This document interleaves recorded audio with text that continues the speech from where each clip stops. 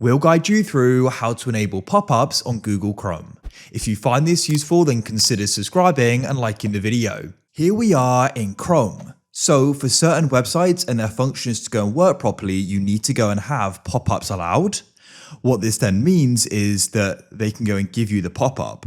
At the moment, perhaps it's currently blocked or not working, so we're going to guide you through how you can go and enable them.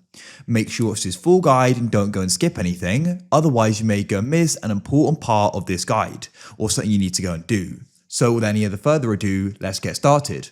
So what you need to do is just come into Chrome. You can see I've literally just opened it up. It doesn't really matter what site you're currently on though. What you then want to do is head to the top right of Chrome and you need to go and find the three dots and click there. Go down the list and you want to go and find the option for settings and you can go and tap there. Next, you need to come over to the left and find the option for privacy and security. Then you need to come in this section, privacy and security, come all the way down and find site settings. Now in here, you want to come into content, scroll down, and you should go and see pop-ups and redirects. So what we then need to do is go and click here.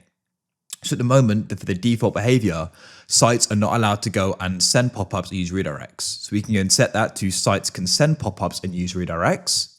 What we also need to do is go and check this list here for not allowed to send pop-ups or use redirects. If any sites are added here, they're not going to be able to go and send them. So if you want to go and enable them, we need to press the three dots to the right and go and remove them from the list.